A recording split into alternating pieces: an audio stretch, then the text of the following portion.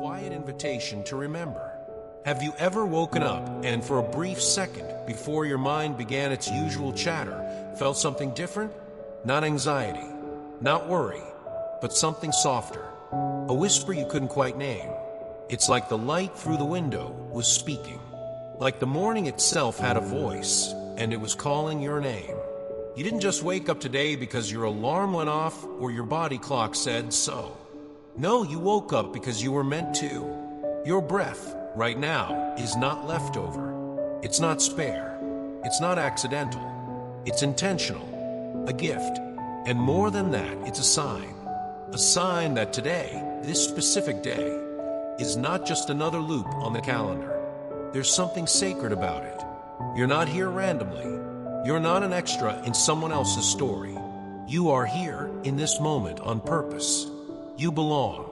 And before your mind pushes back, before it starts questioning your worth, your productivity, your pace, pause. There is joy in the air. Not the loud, performative kind. Not the plastic smile you've learned to wear.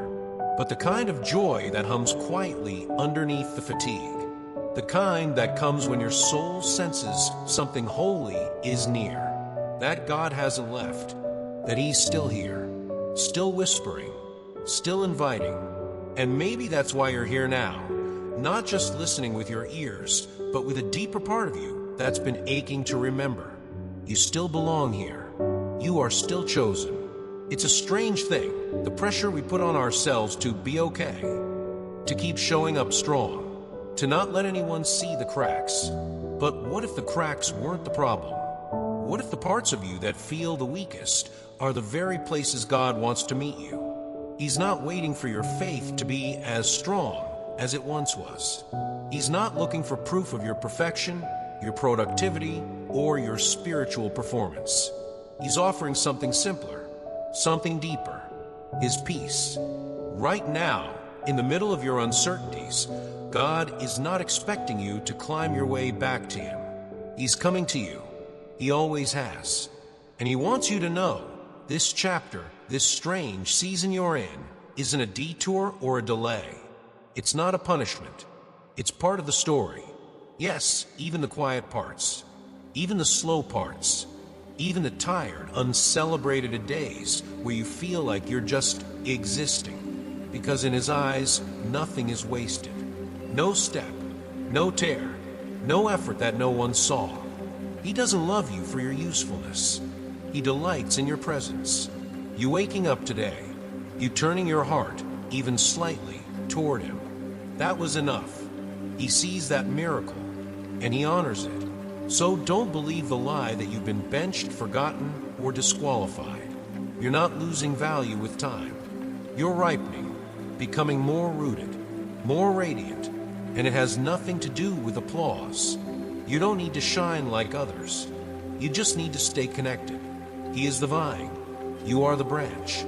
If you remain in Him, not strive, not perform, not hustle, but simply remain, you will bear fruit. Not maybe, not if. You will. You are not replaceable. Let's get something clear. This isn't about going back. Not to the person you used to be. Not to the version of yourself that you barely recognize anymore. The one that always had the answers, the plans, the energy. This is about who you are now. Right now. Scars and all. Maybe slower.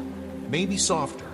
Maybe less sure of what comes next, but no less chosen. God didn't pick you because of your speed. He didn't anoint you because of your resume. He doesn't need your title or your stage. He just needs your yes. And that yes, even if whispered through exhaustion, even if hesitant, still holds power. You are still the one He's chosen to carry His light into this generation. Not someone flashier, not someone younger. You. And it doesn't matter if the platform is gone or if no one sees you. The presence of God isn't limited to performance. It's carried in the quiet willingness to show up, to love, to serve, to try again. Your worth was never tied to your title. It was never dependent on recognition. It was always written into your being. Even if the world forgot, He didn't. Even if you stopped expecting to be included, He never stopped expecting you. And yes, you are still needed.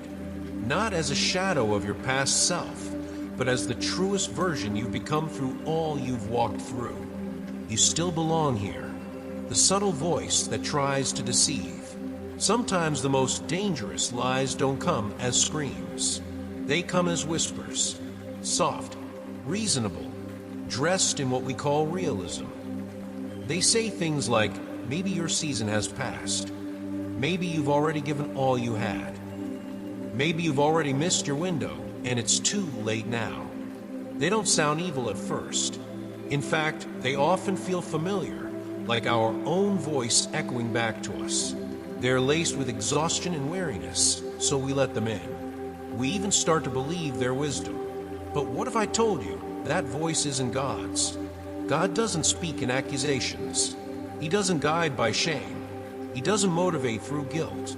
That voice, the one that says you're no longer valuable, that you've become invisible, that your best days are behind you, that is not the voice of your Creator. That is the quiet echo of fear pretending to be maturity. It is discouragement wrapped in humility. And if you let it linger too long, it rewrites your self-perception. And here's the thing. Lies are most dangerous when they sound just close enough to the truth. But God speaks differently. When He calls, you don't shrink. You breathe. When He reminds you of who you are, it doesn't sting, it awakens. Ask yourself this. When you feel that internal tug of unworthiness, does it lead you back to love? Or does it isolate you in doubt? God is never the one who pulls you away from yourself. He always leads you back to your purpose, your people, and your place. You were not designed to quietly fade. You were designed to reflect His light in a way no one else can. So next time you hear that quiet whisper questioning your worth, pause. Ask it where it came from. Because the truth, you still belong here. And God's voice will never tell you otherwise. Exposing the strategy of the enemy. Here's something we rarely talk about. Spiritual attack doesn't always look like catastrophe.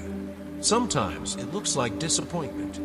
Quiet, prolonged, strategic. You start to feel like nothing's really working. You keep showing up, but doors remain closed. You pray, but it feels like silence. You love, but it's not returned. Slowly, subtly, your hope starts to shrink. This is not random. This is not just life being hard. This is targeted.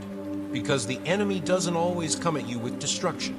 He often comes with distraction, making you believe your place no longer matters, your presence no longer impacts, your story no longer fits. He knows that if he can convince you that you don't belong, you'll start to pull back. Not out of rebellion, but out of resignation. And that's all he needs, for you to step just far enough back from the table God prepared for you that you stop reaching for what's yours. But here's what God says. I see it all. I see the discouragement you didn't tell anyone about. I see the fatigue behind your smile. I see the way you're still trying, still hoping, even in silence. You are not being benched. You are being built. The quiet seasons are not punishment. They are preparation. The soil is being shifted under your feet for what's next. The pruning isn't rejection, it's refinement, because the fruit ahead of you requires deeper roots now. You haven't been forgotten, you've been hidden. And hiddenness isn't the end of the story.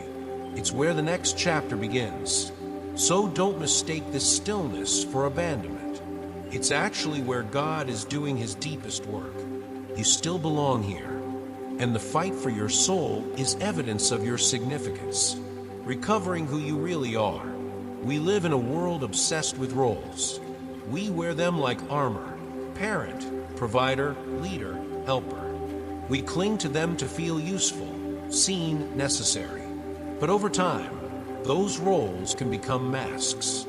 And slowly, without realizing it, you start confusing what you do with who you are. Let me ask you something. When was the last time someone saw you? Not for what you bring, not for what you solve, but simply for who you are? See, God never called you just to be strong or responsible or productive. He created you for something deeper. intimacy, presence, joy, and maybe, just maybe, you've been living so long in the shadow of what others expect that you've forgotten the version of yourself that God delights in. Not the impressive one, not the one with it all together, the one who's tired, maybe even a little unsure, the one who still turns her face toward him in the morning. That's the version he treasures. Here's the truth. The quiet things you do, the unseen acts of love, the prayers no one hears, the moments you show up even when your heart is aching, God sees them all. He doesn't forget them. They're sacred. They carry more weight in eternity than any stage ever could. You were never just a function to him, never just a pair of hands to do the job. You were and are a joy to his heart. Your presence alone still makes heaven lean in. So today, let that truth start peeling back the layers of identity you were never meant to wear. You are not what you produce. You are not the sum of your roles. You are loved just as you are. You are honored just for being here. You are remembered, even if no one else has said it lately. And you still belong here. The silent ache you never spoke. There are moments in life that don't leave bruises on the outside, but they still hurt. Deeply, quietly. Maybe you walked into a room full of people you loved and felt invisible. Maybe you gave your time, your ideas, your heart, and were met with silence. No thank you. No recognition. Not even acknowledgement. Just the cold air of being overlooked. And so, without even meaning to, something in you adjusted. You told yourself to be smaller, to speak less, to not need so much. You tried to be wise about it. You called it maturity. You labeled it discernment. But it wasn't always those things, was it? It was grief. A slow, sacred grief for the parts of you that were never seen, never celebrated, never invited to be fully present. And God saw all of it. He saw the way you kept showing up, still serving, still loving, even while parts of you dimmed in the background. He saw the quiet endurance you lived through, not because you were trying to prove something, but because you simply didn't want to give up. That ache you carry, it's not pride. It's not weakness. It's your soul remembering that it was made to matter. We weren't created to perform, but we were created for connection. We were wired to feel like we belong, to be part of something, not just useful to it. God doesn't call your longing selfish. He calls it sacred. He's the one who placed that desire inside of you. Not for fame, not for applause, but for meaning. And when you were met with indifference instead of embrace, he wept with you. You never stopped longing to belong. You just stopped expecting it. But he hasn't stopped expecting you. So if today you're still walking with that old wound tucked behind your smile, know this: God saw the cost. He still sees the cost. And he calls it holy.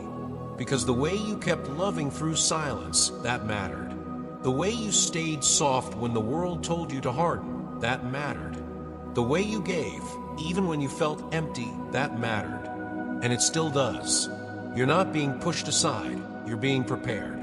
Sometimes we mistake quiet seasons for abandonment. We assume that if we're not in motion, if we're not in the spotlight, then we've somehow missed the mark. But in the kingdom of God, hiddenness isn't punishment, it's preparation. Think about David.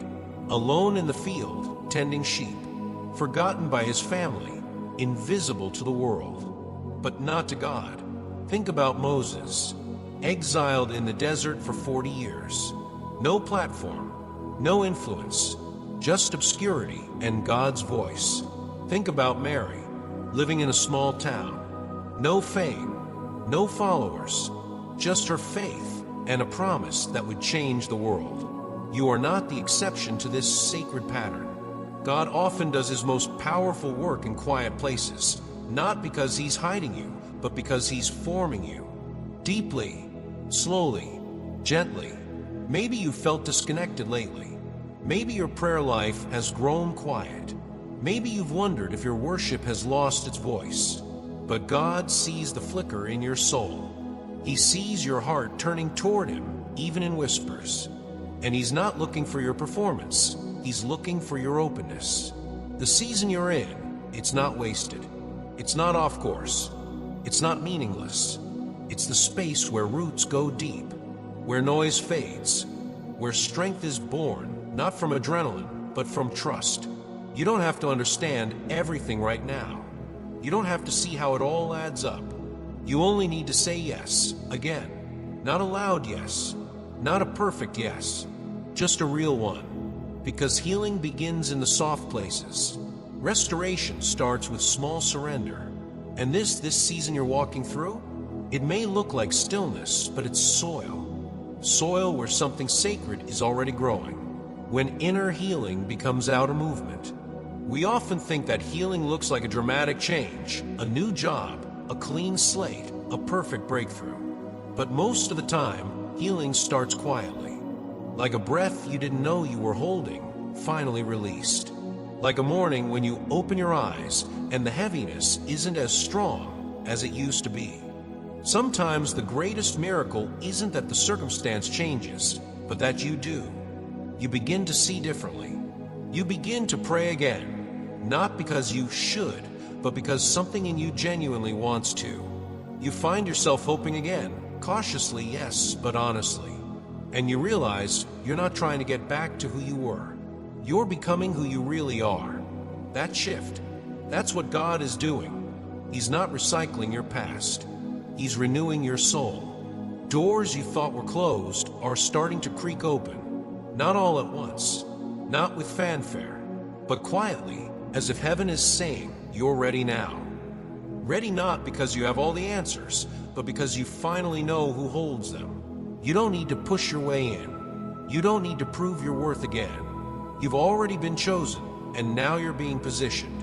This next season isn't about striving. It's about alignment. It's about saying yes to things that resonate with your healed self, not your desperate one. God isn't just working behind the scenes. He's working within you, building something true, deep, and durable. So if today feels like nothing's changed yet, don't dismiss it. Resurrection always starts in the dark. It begins before it's visible. You're not waiting for a miracle. You are in one. You still belong. And everything you're becoming now, it's what the next chapter has been waiting for. It's not starting over. It's coming home. There's this pressure we all feel to begin again with force, to prove that we've bounced back, to show the world that we're okay, strong, capable, unshaken. But what if your next chapter isn't about beginning again with noise, but returning with peace? We spend so much of life performing for approval, for belonging, even for God. We think that if we pray more, do more, say the right things, check the right boxes, then we'll be qualified again. Then we'll feel worthy again. But God's invitation isn't performance, it's presence. He's not asking you to return to who you were. He's asking you to come back to the center, to the place where your soul meets His Spirit without striving. You don't have to chase peace anymore. It's already inside you, waiting to be remembered. This season isn't about rebuilding your life from scratch. It's about realigning, adjusting the rhythm, relearning how to breathe. And sometimes that begins with the body. Have you noticed how you've been carrying yourself lately? Maybe your shoulders feel heavy. Maybe your breathing has become shallow. Maybe your schedule keeps filling, but your soul feels emptier with each passing day. God isn't just healing your heart, He's realigning your life. He's inviting you to care for your physical body as an act of spiritual devotion, not through guilt, not through pressure, but through compassion. What if your walk with Him also looks like drinking water before you're dehydrated? Taking a nap when your spirit is weary? Saying no simply because your peace matters more than your people-pleasing? That's not laziness. That's worship. You don't have to earn your belonging. You just have to live like someone who knows they're already held. You're not starting from scratch. You're starting from a place called beloved. And that changes everything. Rest is not a luxury. It's sacred. We live in a culture that celebrates exhaustion. Burnout is worn like a badge of honor. Being constantly busy is treated like success. And rest is often labeled as weakness. But in the eyes of God, rest isn't failure, it's obedience. Before sin even entered the story of humanity, rest was part of the design. On the seventh day, God didn't collapse because he was tired. He rested to show us how to live. And yet we fight it. We ignore the signals. We silence the fatigue. We override our need to pause, thinking we have to earn rest, as if it's a reward, not a right. But here's the truth. You were never called to hustle yourself into the ground. You were created to be whole. And wholeness doesn't come from non-stop motion. It comes from returning to the rhythm of grace, a rhythm that includes sacred pauses. Can you remember the last time you rested? Not just physically, but fully? When your soul exhaled, your mind slowed, and you didn't feel guilty for not producing.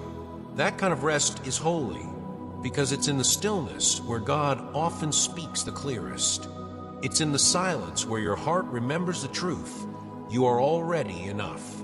This kind of rest isn't just a break from work. It's the soil where joy grows. Not the kind of joy tied to success or applause, but the quiet kind, the kind rooted in belonging. So if you've been running on fumes, if you've been bracing instead of breathing, let this be your invitation. Stop. Not forever. Just long enough to remember that you're not a machine. You're a soul, and your soul doesn't thrive on pressure. It flourishes in presence. God isn't asking you to be impressive. He's asking you to be real, to slow down enough to feel his nearness again. You don't have to prove your way into peace. Just receive it. And maybe today that starts with doing less, so you can finally be more. Letting go of the mask you were never meant to wear. Over the years, we all pick up roles. Strong one, dependable one, the one who doesn't need help, the one who always shows up. At first, maybe they were survival. Maybe they even felt holy. But somewhere along the way, they stopped feeling true. It's not that those parts of you weren't real. It's just that they weren't the whole story. You were never just the fixer, never just the provider, never just the steady rock everyone leans on. You're a soul, fragile, fierce, flawed, and full of light. And somewhere beneath the roles, beneath the performance, beneath the version of you that learned how to survive in order to belong, is the real you. The one who laughs freely, the one who worships without needing it to be productive, the one who feels deeply without hiding, the one who doesn't need to earn love because you already know you're loved. That's who God sees, always has. But life has a way of layering masks over that version of us. Disappointment, pressure, people-pleasing, they all pile on. Until one day, you wake up and realize you're not sure who you are anymore without the roles. And that's exactly where God meets you. Not to shame you, but to set you free. He's peeling back the layers, not to expose you, but to bring you home to yourself. To remind you that your worth was never tied to what you could fix, carry, or control. It was tied to the fact that you were made in His image, and He doesn't make mistakes. So today, if you're tired of pretending, if you're exhausted from performing, if you're hungry to be known, start here. Let Him love the real you, not the curated one, not the spiritual one, not the always smiling one, just you. Because the truest transformation doesn't begin when we change our behavior. It begins when we remember who we are and live like we believe it. You are not what drained you. You are not what others needed you to be. You are what God formed in secret, loved before time, and is still restoring piece by piece. You don't have to wear the mask anymore. You're already enough. The breath of God, a sacred rhythm. So many of us live by to-do lists, by timelines, by 5-year plans, and constant alarms. We chase clarity like it's the only way forward, believing that if we just figure everything out, then we can finally feel safe. But God never promised that His guidance would come through a spreadsheet. He said it would come through His presence. What if divine direction is not something you map out, but something you sense? You know that moment, the quiet pull in your spirit, the deep breath that settles your soul, the whisper you almost miss if you're moving too fast. That's where He speaks. Not through loud commands, but through gentle rhythms. The breath of God doesn't sound like pressure. It sounds like peace. But here's the challenge. Not everything that feels urgent is actually sacred. And not every voice in your head deserves your trust. Some ideas rush you. Others shame you. Some even sound spiritual, but they stir up anxiety, not alignment. Discernment isn't about figuring out every outcome. It's about learning to recognize what carries the weight of God's peace and what doesn't. It's like walking through a crowd of opinions and recognizing one familiar face, the one that doesn't need you to prove anything. That's the face of love. That's the tone of the Spirit. God's breath never rushes you toward burnout. It never manipulates you with guilt. It leads with stillness, confirms through inner rest, and affirms what aligns with love. So how do we learn to follow it? By slowing down long enough to notice. By practicing the pause before the push. By tuning our attention, not just our intentions. His breath is not just air, it's wisdom. It's presence. It's your compass when everything else feels like noise. If you've been waiting for a clear sign, maybe it's this. Breathe again.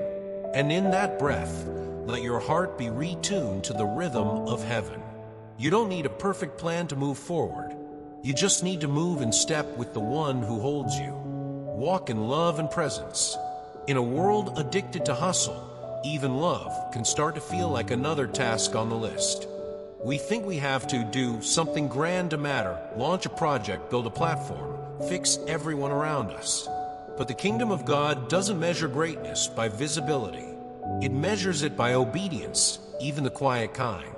Sometimes the most powerful thing you'll ever do is show up with kindness when no one's watching. Sometimes it's staying soft when the world hardens. Sometimes it's forgiving when no one apologizes. God sees that. He sees the small cup of water you offer, the long, silent prayer you pray, the effort to keep going when it would be easier to shut down. These are not minor things. In heaven's economy, they are acts of deep trust. And here's the thing, when you pull away from the chaos and return to that sacred stillness with Him, you start to remember. You remember who you are. You remember that you were never defined by output, but by presence. You remember that being loved by God is not a reward you earn, it's a truth you carry. You begin to walk again, not in fear, but in love. Not in control, but in communion. This walk isn't always fast. It isn't always seen, but it's real. It's rooted. It's holy. And the more you live from this place, the more you recognize that your ordinary moments, folding laundry, making dinner, texting a friend, they can all be sacred. They can all be worship. You belong, not because of what you do, but because of who He is. And in His presence, nothing is wasted. Every step you take in love matters more than you know. A new sign, the season has shifted. Change doesn't always announce itself with fireworks. Sometimes it arrives quietly, like the first breeze of autumn or the soft green sprout breaking through winter soil. But if you're paying attention, you know, something has shifted. The heaviness you've carried is starting to lift. The fog is beginning to clear. You can't explain it fully, but deep down, you sense it. God is doing something new. The doors that once slammed shut, they're creaking open. Not because you forced them, but because the time has come. Not your timing, but divine timing. And that matters more than you realize. When God moves, it's never rushed, but it's always right. He hasn't forgotten the promises. He hasn't lost track of your prayers. The waiting wasn't wasted. It was preparing you for this moment. And now, as you stand at the edge of something new, it's not about striving harder. It's about stepping forward in wholeness. You're not beginning again from brokenness. You're beginning from a healed place, a place of deeper roots, quieter confidence, and anchored hope. This is not the old you trying again. This is the true you walking forward, restored. So pay attention to the signs, the stirring in your spirit, the alignment of opportunity, the unexpected peace. These are not coincidences. They are confirmations. The season has changed, and God is not just opening doors, He's walking through them with you. Let go of what was. Say yes to what is becoming. You don't have to understand everything to trust the shift. You just have to believe that when God begins something, He finishes it, not in fragments, but in fullness. A new rhythm, breath, not tension. Have you ever noticed how your body tenses up the moment life feels uncertain? The shoulders tighten, the breath shortens. You brace yourself, preparing for a fight, a failure, or the next thing on your endless list. But what if you were never created to live like that? You weren't meant to move through your days clenched, anxious, proving your worth through performance. You were made to live in rhythm, not pressure. God's invitation is not to achieve more, but to abide deeper. He doesn't call you to success. He calls you to presence. When the world tells you that you need to go faster, do more, hustle harder, heaven whispers something different. It says, be still. I am with you. And that stillness, it's not laziness. It's alignment. It's a return to the original breath, the one that formed you in the beginning and still sustains you now. It's in that sacred rhythm where your soul breathes again, not because the noise has disappeared, but because you've stopped dancing to it. You're tuning into a higher frequency, one where your worth isn't decided by deadlines, but by design. You begin to realize that the goal is not to climb ladders, but to walk in step with the one who holds the blueprint of your soul. Every inhale becomes a reminder you are held. Every exhale, you are enough. Even in the mundane, sipping morning coffee, folding laundry, sitting in traffic, you can remain connected to that quiet pulse of divine companionship. This is not about checking out of life. It's about showing up from a place of peace. Because when your pace aligns with His presence, tension releases. Fear quiets. Clarity returns. You are not late. You are not lost. You're just being reminded that God is not in the race. He's in the walk beside you. And maybe, just maybe, success isn't about how much you conquer, but how fully you show up to what's already yours. The breath of today, the grace of now, the God who never left. You don't need to push your way through this season. You just need to breathe. You belong and you are deeply loved. So here we are, not at the end of a message, but at the threshold of something deeply personal, a quiet realization that you don't have to earn your place in the story. You never did. Before you ever performed, proved, or produced, you were chosen, known, loved. You don't belong because of what you've done. You belong because of who He is, and His love never changed. Even when you doubted, even when you drifted, even when you broke, you were never erased from His plan. Your name was never crossed off. And now, as you breathe in these words, maybe you feel something rising. Not pressure, but peace. Not performance, but presence. This is your permission slip to lay it all down. The masks, the hustle, the fear of being too much or not enough. You are already enough. You are already home. The next chapter of your life doesn't require striving. It asks for trust. It doesn't demand control. It invites surrender. God is not asking you to impress Him. He's inviting you to walk with Him, slowly, honestly, wholeheartedly. And every step forward now is not about fixing what was, it's about living from the fullness of who you already are. You're not just welcome here, you were created for here. So breathe, beloved. You still belong. You always did, and you always